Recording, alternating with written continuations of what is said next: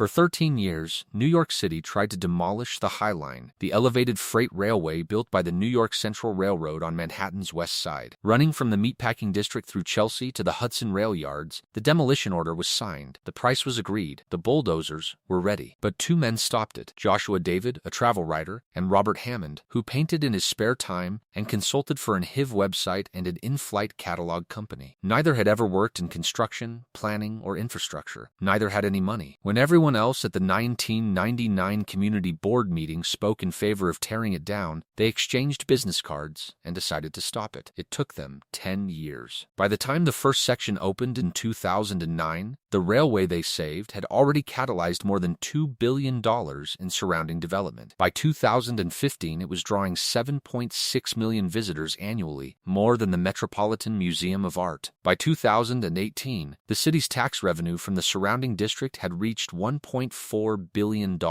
more than 900% of what the restoration actually cost. The demolition estimate had been $27 million. The property owners who wanted it torn down now pay premiums to be next to it. This is the story of the High Line, the elevated freight railway on Manhattan's west side, built in 1934, abandoned in 1980, condemned by a mayoral demolition order in 2001, and converted into a public park by 2009 at a city investment of $115 million that returned $1.4 billion in tax revenue within a decade. It is also the story of what happens when a demolition lobby buys cheap land under a structure they expect to disappear and then loses the argument. But to understand why the demolition came so close to happening, and why the specific moment that reversed it was not a legal ruling or a government program, but a set of photographs taken by a fine art photographer on a rusting railway deck in the spring of 2000, you first have to understand what the High Line was built for and what it cost to build it the first time. By 1910, more than 540 pedestrians had been killed by street-level freight trains on 10th Avenue in Manhattan. The avenue had been called Death Avenue since the 1850s. The railroad operating the tracks hired men on horseback, the West Side Cowboys, to ride ahead of freight movements waving red flags. It did not stop the deaths. In 1929, after decades of public pressure, the city of New York, the state, and the New York Central Railroad agreed on the West Side Improvement Project. The project was conceived by Robert Moses, then New York City Parks Commissioner. Street-level crossings would be eliminated entirely. Freight traffic would be lifted onto a new elevated steel viaduct 30 feet above ground, running from Gansevoort Street in the meatpacking district to 34th Street at the Hudson Rail Yards. The original construction cost to the city was $125 million in 1930 values, equivalent to $1 billion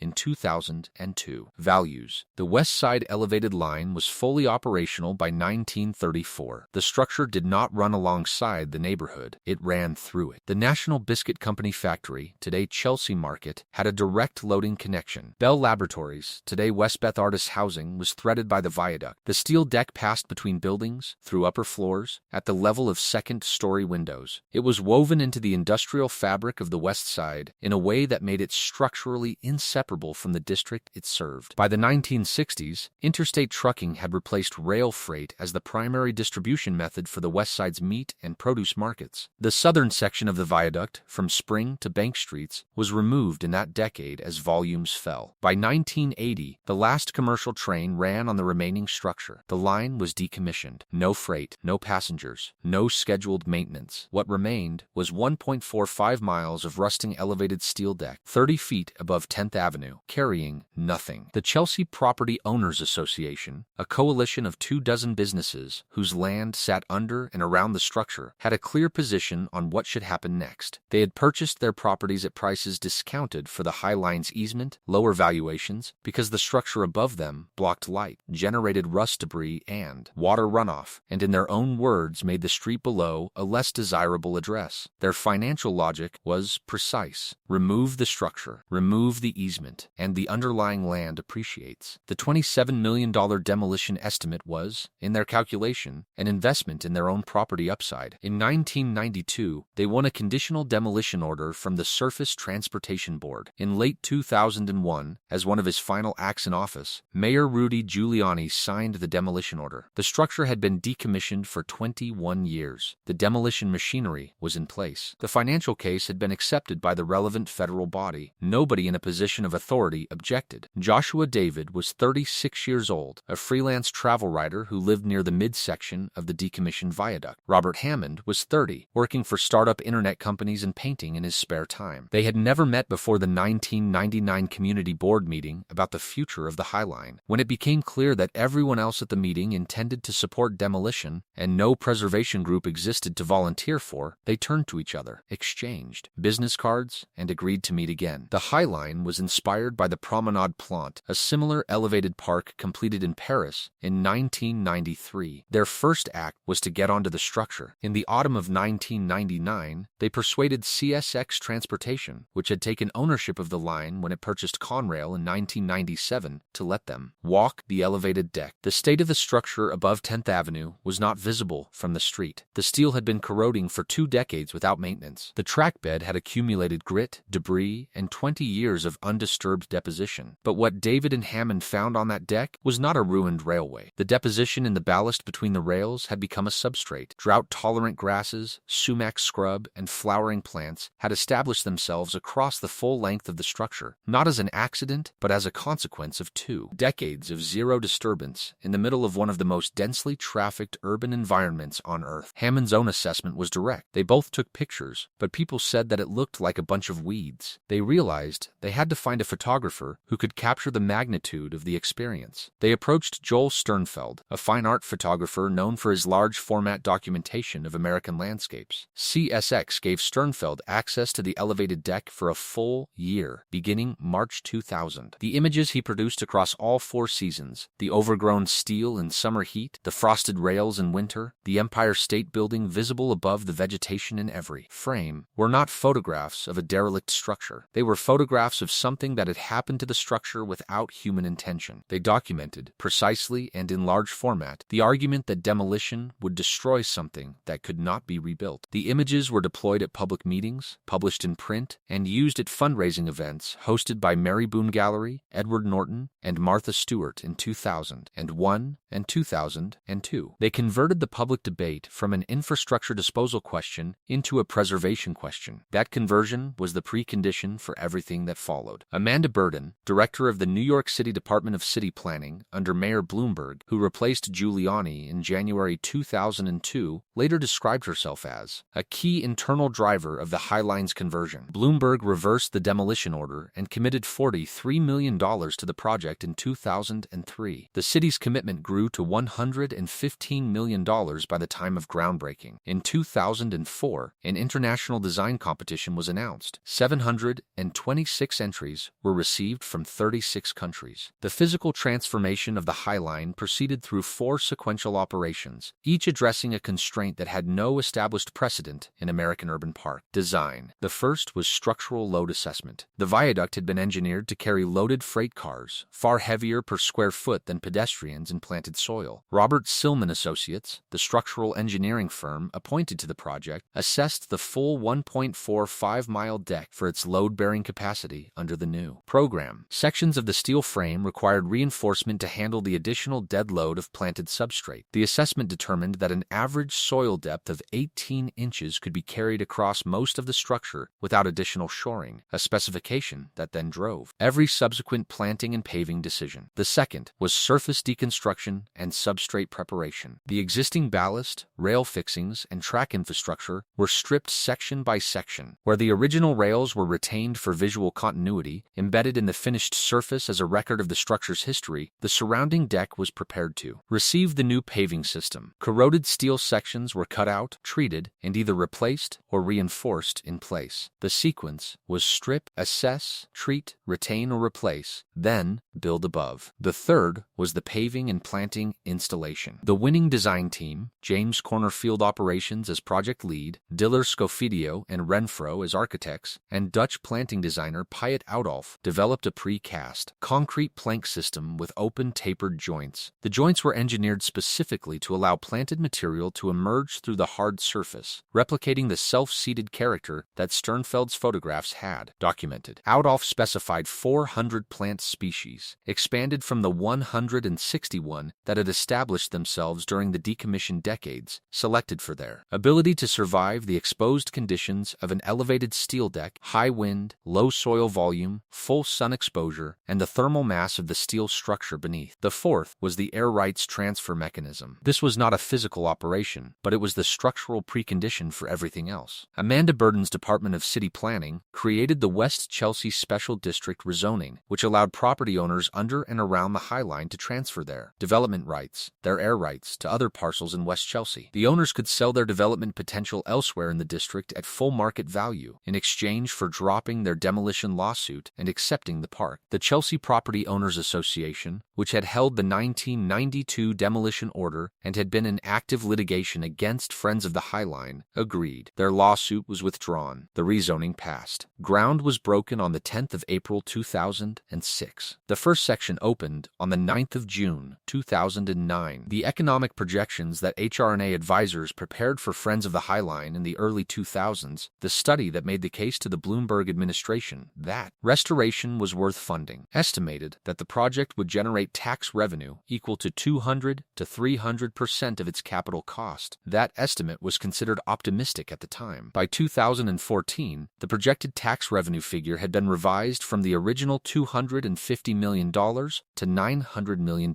over 20 years. By 2018, the measured incremental tax revenue from the West Chelsea district had already reached $1.4 billion, more than 900% of the city's total capital investment of $115 million, and nearly 6 times the revised projection made just 4 years earlier. The surrounding private development figures are documented separately. The High Line catalyzed more than $2 billion in private investment and new economic activity in West Chelsea, generating 12,000 jobs. Adjacent Hudson Yards, the $25 billion development project, further transformed the district's northern terminus. Since 2007, the district gained 3,000 net new residential dwelling units. By 2011, the median resale price for residential properties surrounding the first 2 sections of the park was already outpacing the wider city, $1,422,899 and $877,152, respectively, against a New York City median of $763,301. In 2015, the High Line drew 7.6 million visitors, more than 10 major New York City landmarks, including the Metropolitan Museum of Art. The Whitney Museum of American Art relocated to the High Line's southern terminus that same year, further cementing the park's cultural significance. As of the most recent figures, the park hosts more than 8 million annual visits and operates more than 450 public programs per year. Friends of the High Line generates approximately 90% of its annual operating budget through private donations, meaning the city's ongoing operational subsidy is close to zero. The original demolition estimate in 1992 was $27 million.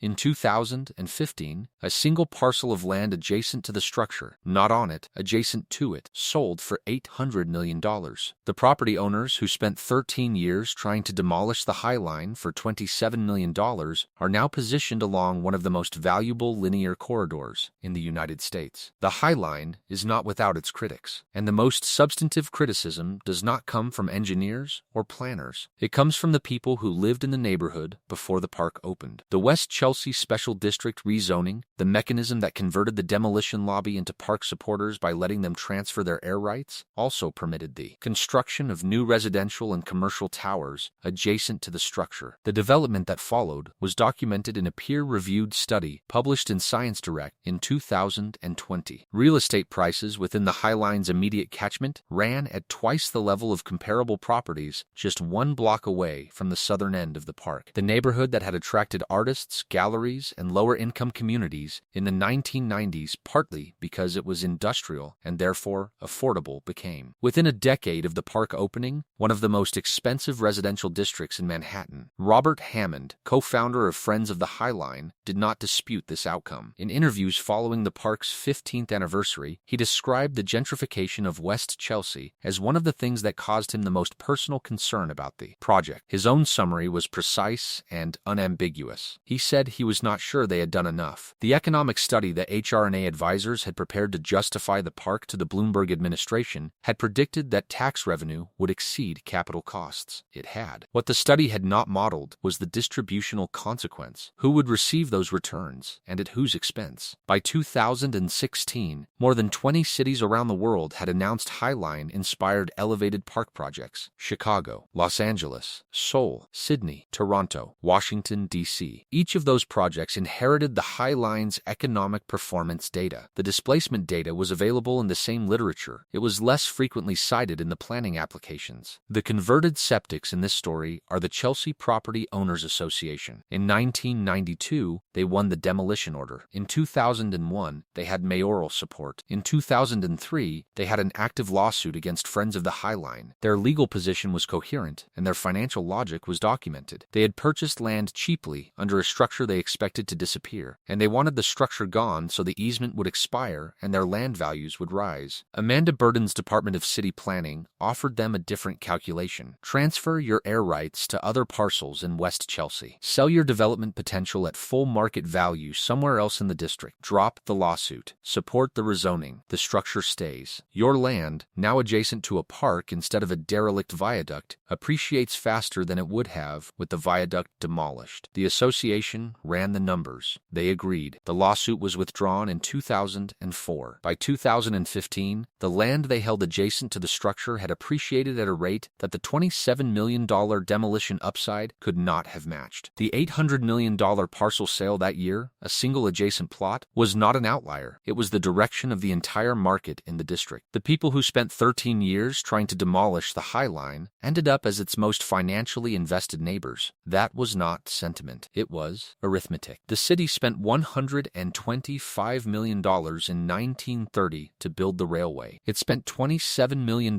in demolition orders trying to remove it. It spent $115 million to convert it into a park. The park returned $1.4 billion in tax revenue, $2 billion in private investment, 7.6 million visitors in a single year, an $800 million land sale on a single adjacent parcel. A travel writer and an internet consultant stopped the demolition with a set of photographs and a competition that received entries for a mile-long swimming pool. The demolition order was signed in 2001. The park opened in 2009. The property owners who signed the 1992 demolition application are still there. They are considerably wealthier than they would have been if they had succeeded. And if you haven't seen our video on the Falkirk Wheel, 1,800 tons of rotating steel built to reconnect two dead Scottish canals, powered by the same energy as 8 boiling kettles, and dismissed as too expensive to restore until lottery money changed the calculation entirely. Click the card up top. Same